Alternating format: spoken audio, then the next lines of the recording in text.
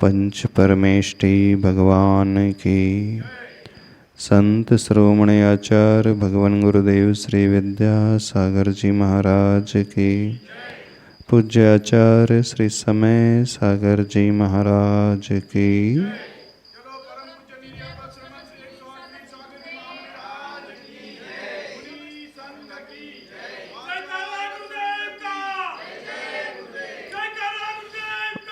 ओम नमोकार मंत्र की जाप आप लोग कैसे देते हो?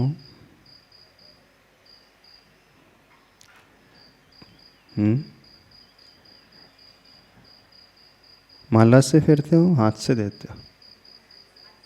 हाथ से। हाथ से तो एक गिनना हो गया, काउंटिंग हो गई। मन कैसे लगाते हो, हम ये पूछ रहे हैं। जाप में मन कितना लगता है? नहीं लगता? चलो आज नमोकार मंत्र की जाप कैसे देना चाहिए जिससे हमारा उपयोग एकाग्रता से उस मंत्र में लग सके। नमोकार मंत्र में 5 पद हैं। श्वासोच्छ्वास से भी हम नमोकार मंत्र की जाप दे सकते हैं। जैन धर्म में जिसे कायोत्सर्ग कहा है। कितने लोग कायोत्सर्ग करते हैं? जब आप पूजा करते हैं, भक्ति पढ़ते हैं, प्रवचन सुनते हैं अथवा स्वाध्याय करते हैं तो उसमें के पूर्व मंगलाचरण करते हैं। पूजा में भी करते हैं ना, पंच महागुरु भक्ति पुरस्सरम कायोत्सर्गम करो हम, कहते हो ना। तो जब वहाँ पे लिखा है कि कायोत्सर्ग करना है अथवा हम कायोत्सर्ग कर रहे हैं तो आप लोग क्या करते हो? 9 बार नमोकार मंत्र दिल में बोलते हो। अच्छा, दिल में कैसे बोलते? हाँ, दिल में कैसे बोलते? हाँ? कायोत्सर्ग का पहले मीनिंग समझें। कायोत्सर्ग वर्ड जो बना है 2 शब्दों की संधि से बना है, काय प्लस उत्सर्ग, तो उसकी संधि हो गई कायोत्सर्ग। काय का अर्थ होता है शरीर और उत्सर्ग का अर्थ होता है त्याग। अर्थात काय का, शरीर का त्याग कर देना। क्या शरीर का हम त्याग कर सकते हैं? शरीर का त्याग किया तो क्या होगा? तो मर जाएंगे। तो फिर आचार्य भगवंतों ने क्यों लिखा है कि कायोत्सर्ग करना चाहिए? अब एक होता है जीवन भर के लिए मर जाना है? तो थोड़ी देर के लिए हम शरीर को छोड़ दें, तो क्या थोड़ी देर के लिए शरीर को छोड़ सकते हैं? त्याग कर सकते हो? नहीं कर सकते। शरीर को त्याग करने का अर्थ क्या होता है?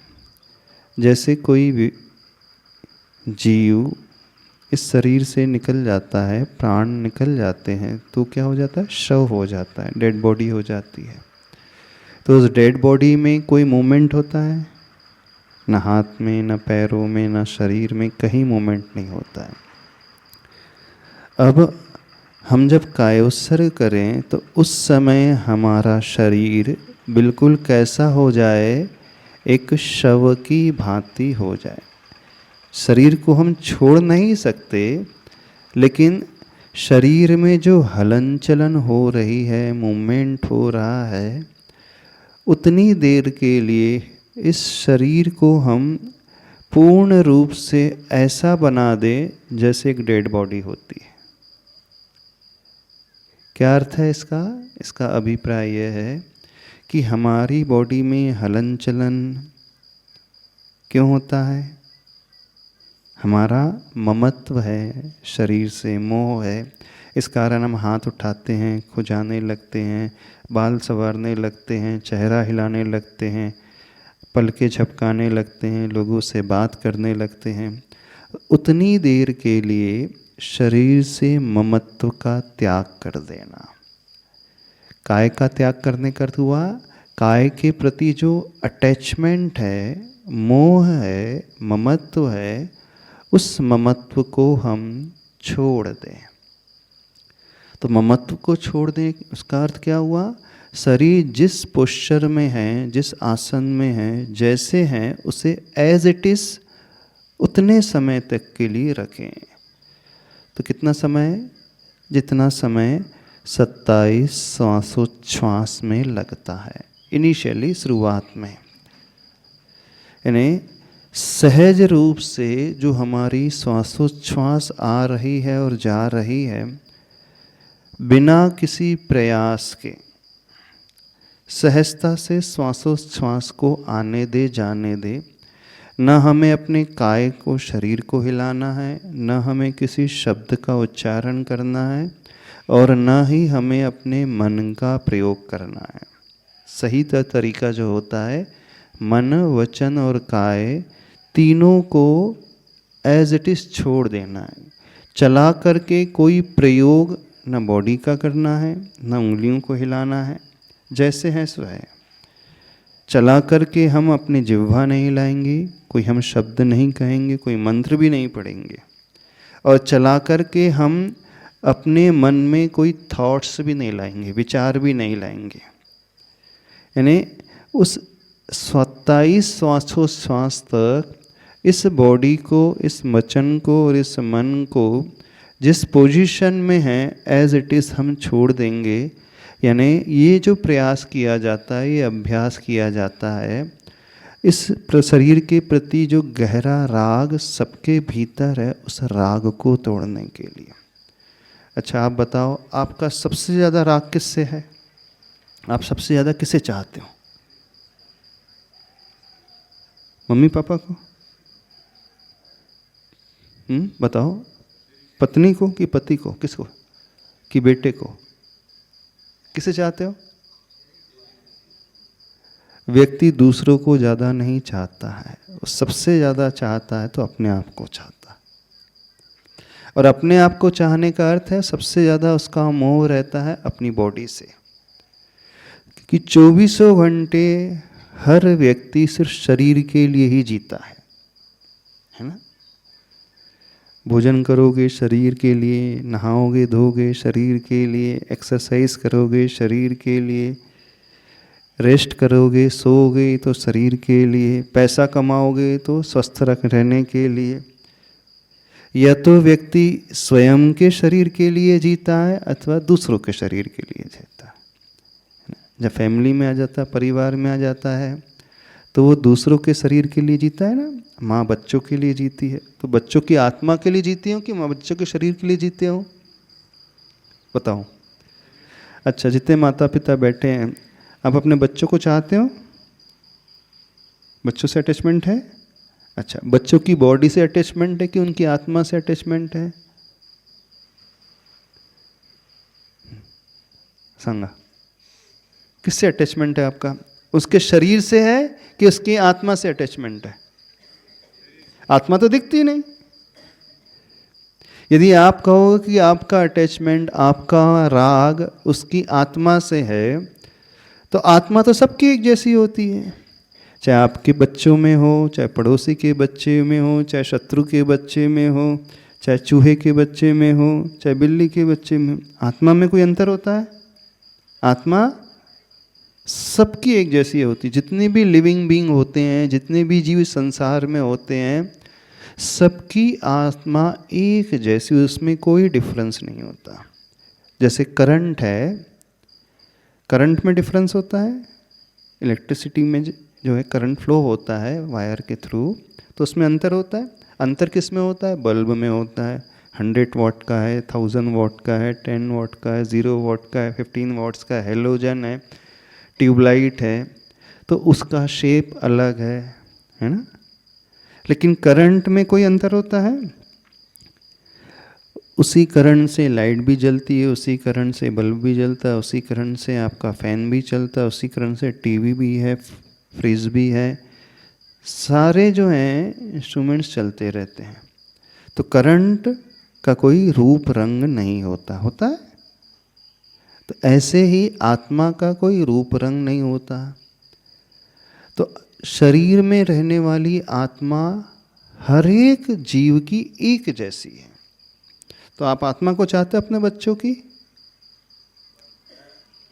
अच्छा, जो अपने पति को चाहती हैं, तो चलो हम पूछ रहे हैं महिलाओं से, पति की आत्मा को चाहते हैं कि पति के शरीर को चाहते हैं? बोलिए, किसे चाहते हो? डॉक्टर साहब को उठे आज, हाले नहीं? हाँ, किसे चाहता है व्यक्ति? उसका राग जो है इस शरीर से ही होता है, क्योंकि शरीर ही दिखता है, आत्मा तो दिखती नहीं। तो इस दुनिया में जितने भी प्राणी हैं, सबका मोह एकमात्र शरीर से ही होता है। या तो अपने वालों के शरीर से होगा या अपने शरीर से होगा। अब हम दो प्रकार की बात कर रहे हैं। तो अब आपको यह सोचना है कि आप अपने शरीर को ज़्यादा चाहते हैं कि परिवार के उन सदस्यों के शरीर को ज़्यादा चाहते हो? थोड़ा सा और सोच करके बताओ, बताओ किसके लिए, किसे चाहते हैं? अपने को। प्राय हर व्यक्ति अपने ही शरीर को चाहता है। प्राय हमने इसलिए यूज़ किया वर्ड क्योंकि एक्सेप्शनल केसेस भी होते हैं। कुछ लोग ऐसे होते हैं संसार में, दूसरे के शरीर को ज़्यादा चाहते हैं और दूसरों के लिए मर भी जाते हैं। मर जाते हैं ना, कसम खाते हैं, और वो नहीं मिला तो सुसाइड कर लेते हैं ना। जितनी भी लव स्टोरीज होती कैसी होती कैसी होती? हाँ, डॉक्टर साहब आ गए। डॉक्टर साहब अपने बेटी के, अपने बच्चों को चाहते हो?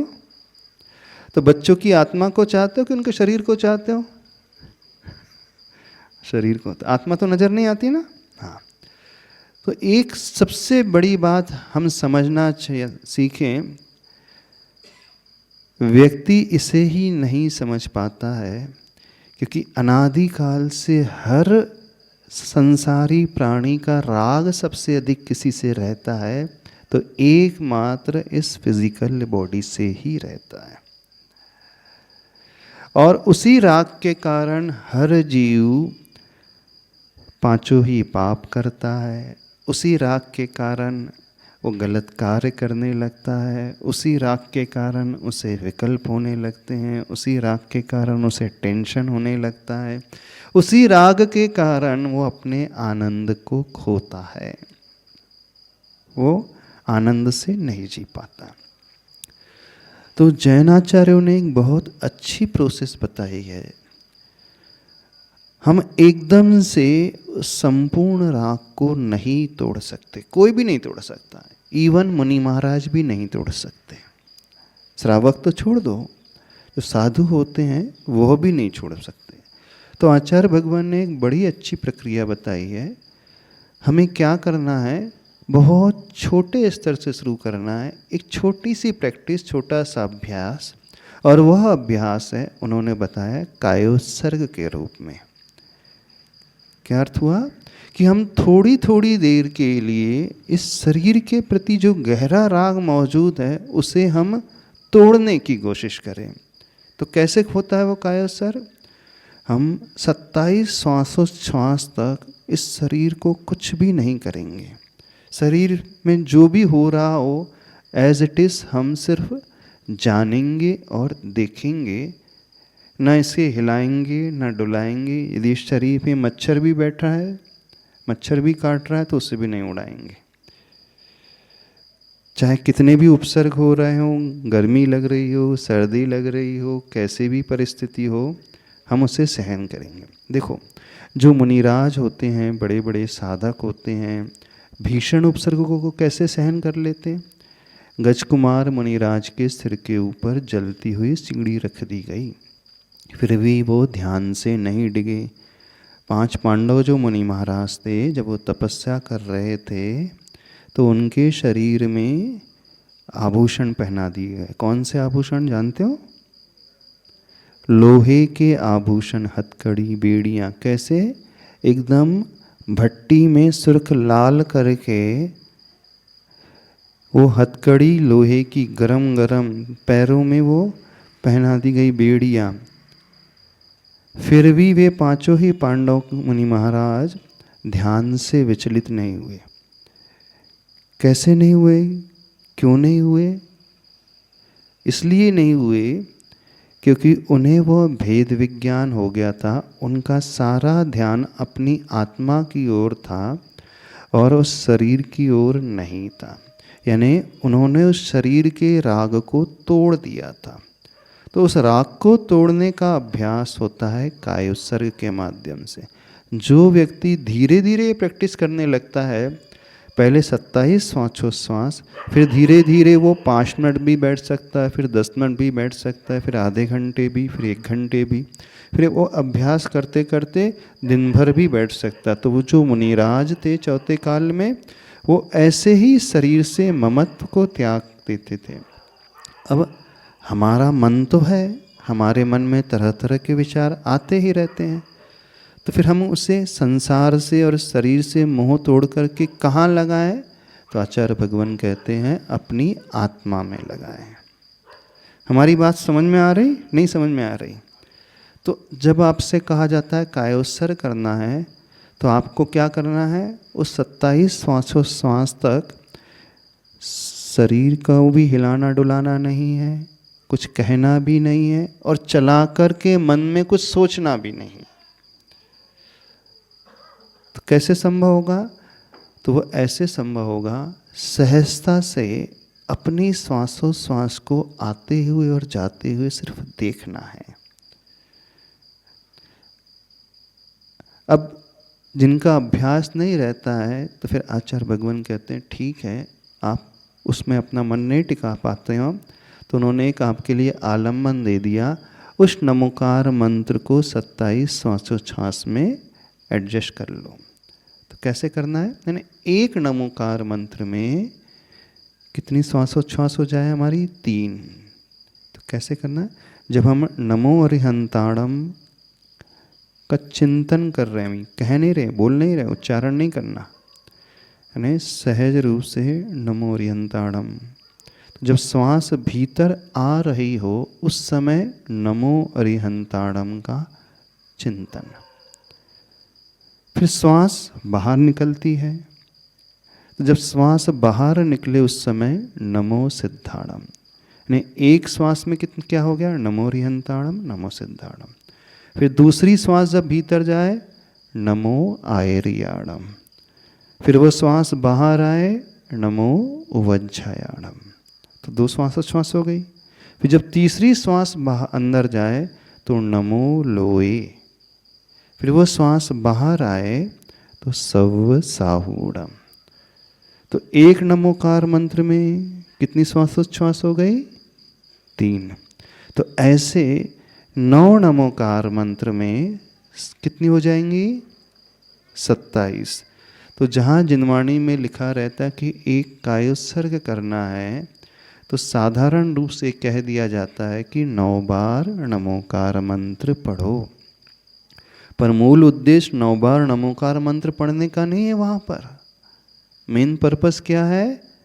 हम उस 27 श्वासोच्छ्वास तक एज इट इज़ अपने शरीर को रखें, यानी उस काय के प्रति उस ममत्व का हम उत्सर्ग कर दें। उत्सर्ग करते हैं त्याग।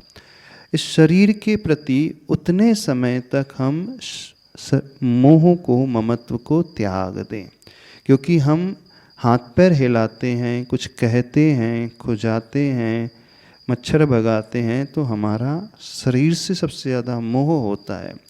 तो उस 27 श्वासोच्छ्वास के पीरियड में फिर शरीर में जो कुछ भी होता हो तो उसे सहज रूप से सिर्फ जाने और देखें। तो जो ये अभ्यास करता है वो कहलाता है एक कायोत्सर्ग करना। अब जिसका अभ्यास गहरा है तो उसे नमोकार मंत्र की भी जरूरत नहीं पड़ती। क्या करे, श्वास आ रही है, श्वास जा रही। अब नमोकार मंत्र में श्वास नहीं बैठाना है। हर व्यक्ति उल्टा करता है। जब उससे कहा जाता है कायोत्सर्ग करो तो वो पहले श्वास गहरी लेता है, फिर बोलता है हणमोरियंताणम। ये विपरीत हो गया। यानी आपकी जो श्वासोच्छ्वास की सहज गति होती है, लंबी श्वास भी नहीं लेना, शॉर्ट भी नहीं लेना, जैसा नॉर्मल तरीके से आप श्वासोच्छ्वास ले रहे हैं, तो 27 श्वासोच्छ्वास में कितना समय लगेगा सहज रूप से? जितना भी समय लगेगा सिर्फ उस श्वास को अंदर आते हुए देखना है और श्वास को बाहर जाते हुए देखना के लिए। समझ रहे हो नहीं समझ रहे हैं? तो करोगे एक छोटा सा अभ्यास, बड़ा अच्छा है अभ्यास है, काम में आएगा। इसका सबसे बड़ा बेनिफिट क्या होता है, जो हम इसे करने लगते हैं फिर हमारी सहन शक्ति इससे बढ़ जाती है। इससे हमारे शरीर के प्रति मोह है धीरे धीरे कम होने लगता है।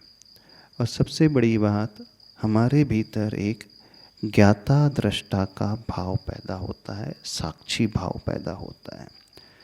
जब लोग ध्यान करते हैं तो ध्यान में और कुछ नहीं करना पड़ता है।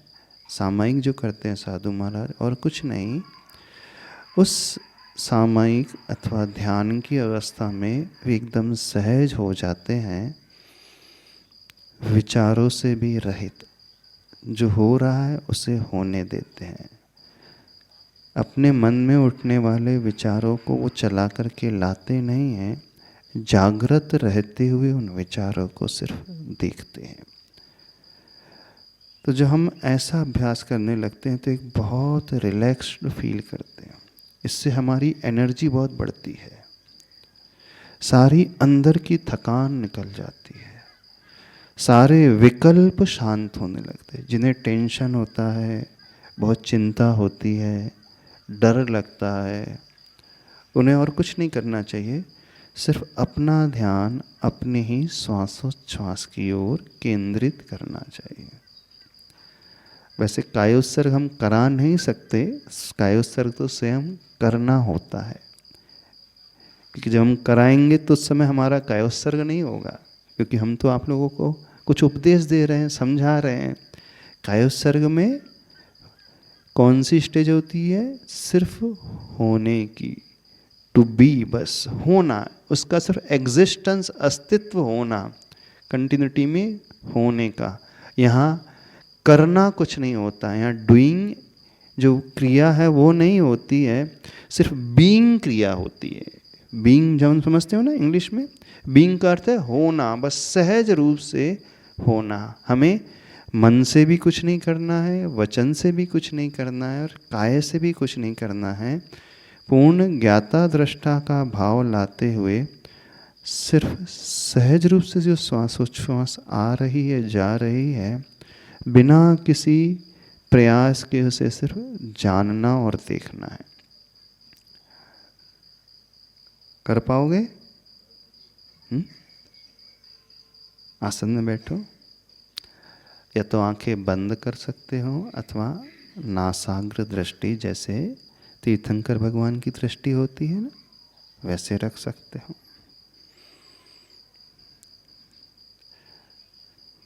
पहले 2-3 बार ओम का उच्चारण कर ले, ताकि उससे हमारा मन जो इधर उधर भटकता रहता है वो उस विचारों से कट ऑफ हो जाता है और अपने भीतर आने लगता है।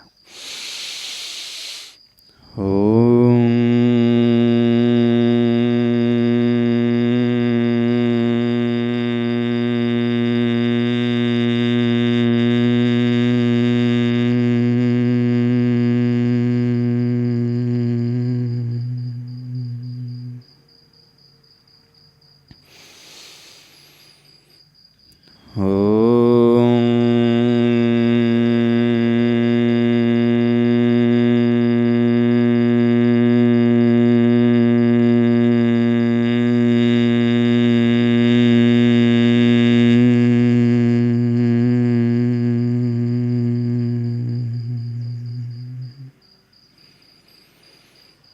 शांत होकर सहज रूप से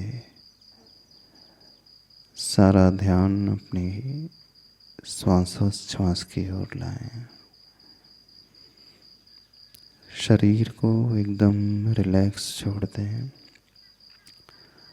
आसन स्थिर रखते हुए, आंखें बंद रखते हुए, जो श्वास भीतर जा रही है उसे देखने की कोशिश करें। श्वास बाहर आ रही है, उसे भी सहज भाव से सिर्फ देखें।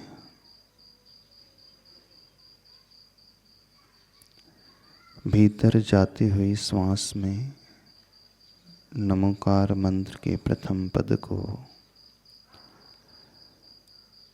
जोड़ दें। जा रही भीतर आ रही है श्वास, उसमें नमो अरिहंताणम ऐड ऑन कर दें।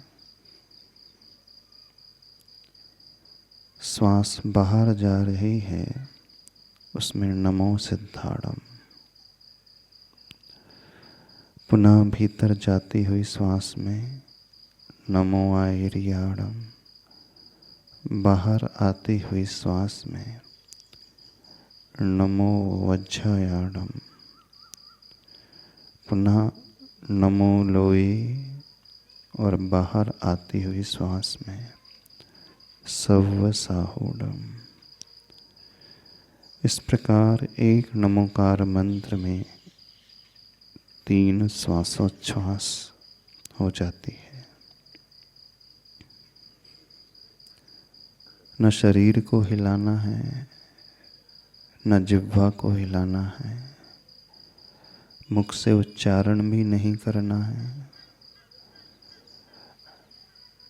मन में कोई इधर उधर के विचार न लाते हुए सिर्फ भीतर जाती ही श्वास में नमो अरिहंताणम और नमो सिद्धाणम बार बार इस प्रक्रिया को दोहराते चले जाएं। हमारा अनादिकाल से मोह इस शरीर के प्रति गहरा है। उसी राग को तोड़ने का यह अभ्यास थोड़ी देर के लिए सिर्फ अपने ही श्वासोच्छ्वास के साथ हो जाना है। हमारी श्वास ही एक ऐसा माध्यम है जो हमारी आत्मा और इस शरीर को जोड़ करके रखती है। हम सारी दुनिया की ओर ध्यान देते हैं, लेकिन अपनी श्वास की ओर कभी ध्यान नहीं दे पाते हैं। भीतर जाती हुई श्वास में पुनः अरिहंत भगवान, बाहर आती हुई श्वास में सिद्ध परमेष्टि, पुनः भीतर जाती हुई श्वास में आचार परमेष्टि, बाहर आती हुई श्वास में उपाध्याय परमेष्टि, भीतर जाती हुई श्वास में जगत के समस्त उन दिव्य आत्माओं, बाहर आती हुई श्वास में उन साधु परमेष्टि को बैठाते चले जाएं। एकदम शरीर को सहज सरल मोड पर रखें। कोई झुकाव नहीं, कोई भटकाव नहीं, कोई बाहर का चिंतन नहीं। थोड़ी देर के लिए इस श्वासोच्छ्वास की प्रक्रिया से अपने आप को जोड़ते चले जाएं।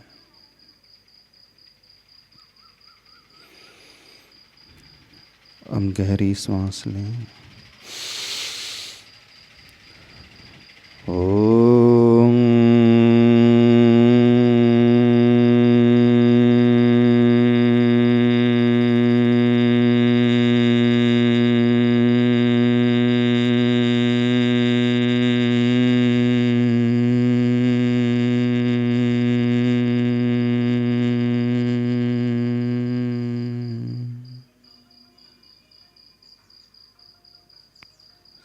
विचारों को सिर्फ देखने की कोशिश करें।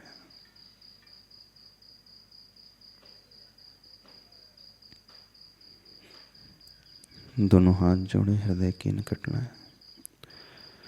नमोकार मैं सारा जीवन बना लो। बोलिए, नमोकार मैं सारा बना लो।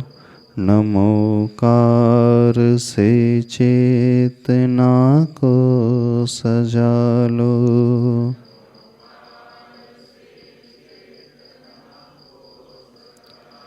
नमोकार के पंच परमेष्टि प्यारे।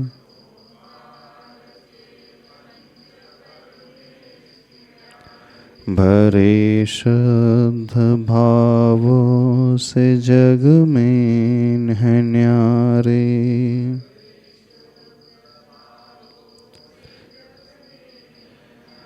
नमोकार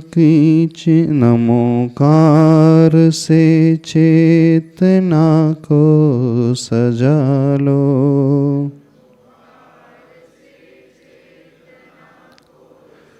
नमोकार में सारा जीवन बना लो।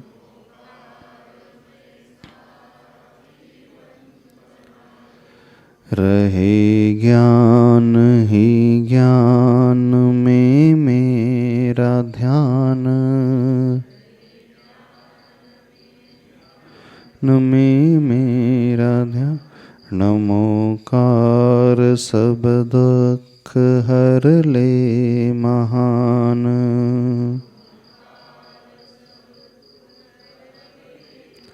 सभी हो सुखी और सबका भला हो। नमोकार से चेतना को सजा लो। नमोकार में सारा जीवन बना लो। नमोकार से चेतना को सजा लो।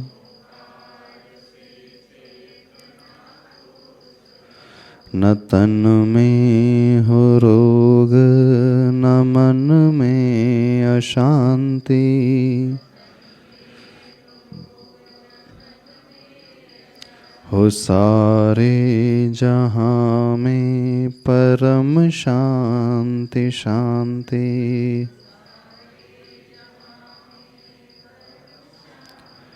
परम शांति अरहम सभी को मिला लो।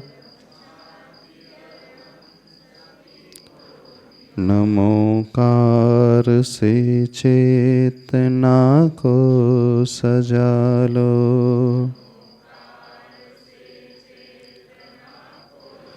नमोकार में सारा जीवन बना लो। नमोकार से चेतना को सजा लो। ओम अरहम परम शांति। ओम अरहम परम शांति। परम शांति परम शांति। दोनों हथेलियों को रगड़कर अपने शरीर से स्पर्श करते हुए इस ऊर्जा को लिए बोलिए, पंच परमेष्टि भगवान की। संत श्रोमणी आचार्य भगवान गुरुदेव श्री विद्यासागर जी महाराज की।